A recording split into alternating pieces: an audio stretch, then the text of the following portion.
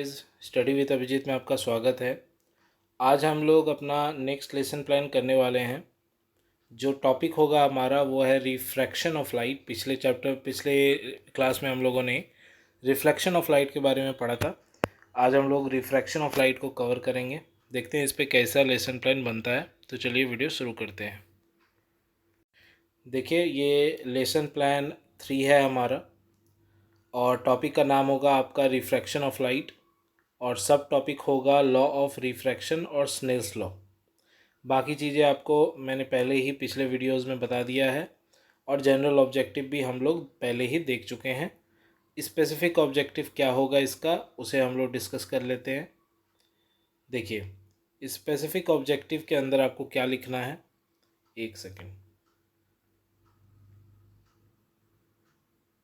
देखिए, specific objective के अंदर आपको क्या लिखना है, student will get the knowledge about refraction. पहला specific objective, student will understand what happen when light travel from one medium to another. Student will understand about the definition of refraction of light and student will know about the law of refraction. ये हो गया आपका specific objective. इसके बाद आपको क्या करना है, टीचिंग मेथड आप कौन कौन सा यूज़ कर रहे हैं वो आपको बताना होगा। Lecture come demonstration method, inductive deductive method, play way method, collaborative and cooperative method. Teaching ads आप क्या यूज़ कर रहे हैं, रियल ऑब्जेक्ट जैसे कि glass, water, torch, laser light, black board, diagram, model, ये सब आप यूज़ कर रहे हैं। प्रीवियस नॉलेज बच्चों का क्या है, the student must have at least the general familiarity with light, path of light, light travel in straight line. तो ये हो गया आपका प्रीवियस नॉलेज। इसके बाद आप लोग आएंगे इंट्रोडक्शन वाले पार्ट में। इंट्रोडक्शन में आपको पीपल टीचर एक्टिविटी और स्टूडेंट एक्टिविटी करना होगा। सबसे पहला सवाल होगा, what happen when we light torch और कैंडल। तो लाइट कम्स, पहला क्वेश्चन का आंसर ये मिलेगा। In which path light travels, ये दूसरा क्वेश्चन है, इसका जवाब है in straight line. What happen when light change it medium, इसका जवाब मिला आपको bending of light. Bending of light क्या होता है, यानी refraction of light. What is refraction, problematic question, यानी कि अब बच्चे जवाब नहीं दे पा रहे हैं। अब आपने स्टेटमेंट दिया, teacher will announce the topic, today will study about the refraction of light. तो ये हो गया आपका मेथड जिस तरह आपको स्टार्टिंग करना है। इसके बाद अब आते हैं प्रेजेंटेशन में, जो कि इम्पॉर्टेंट पार्ट है लेसन प्लान का। प्रेजेंटेशन में आप teaching point, people teacher activity, student activity और ब्लैक बोर्ड एक्टिविटी, इस तरह से कॉलम बना लेंगे। पहले कॉलम में होगा what happen when light change its medium. तो व्हाट हैपन, एक सेकेंड,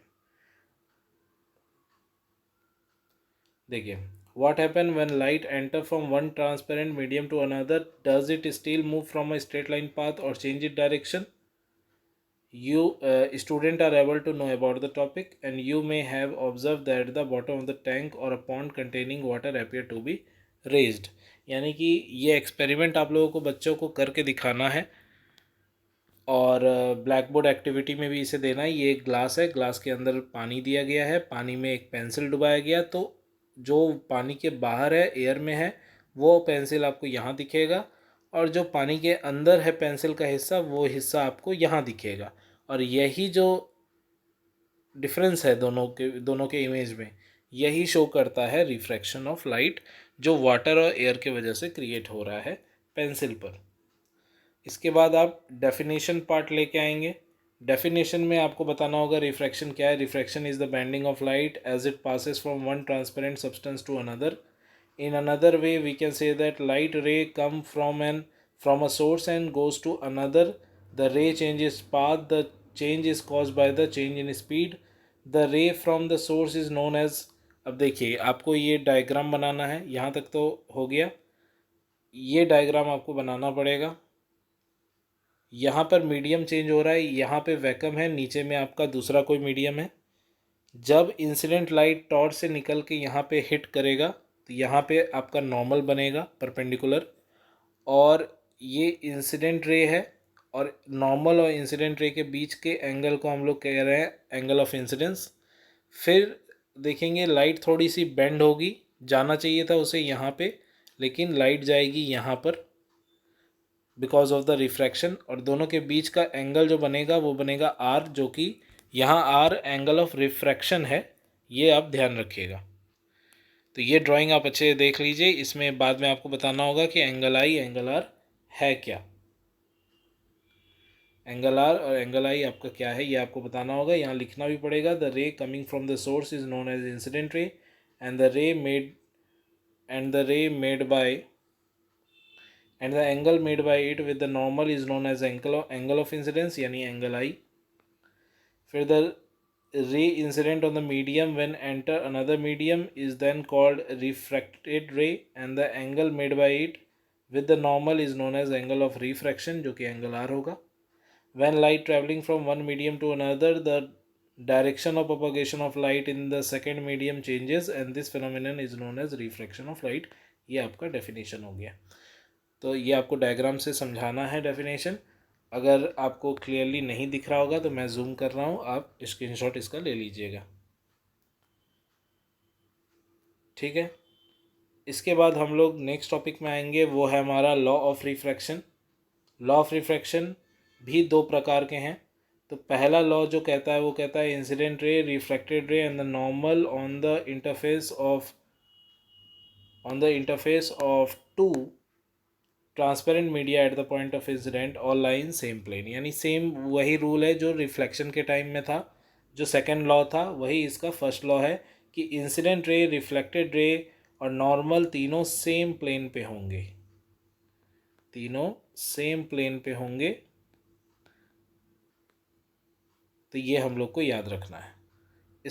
इसमें स्टूडेंट का रोल क्या होगा कि वो टॉपिक समझने की कोशिश कर रहे हैं। इसमें कोई ब्लैक बोर्ड एक्टिविटी इस वाले में होगी नहीं।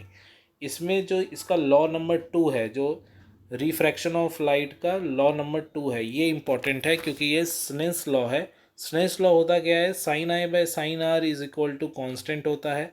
आई क्या है, एंगल ऑफ इंसिडेंस है, आर एंगल ऑफ रिफ्रैक्शन है जो आप जानते ही हैं।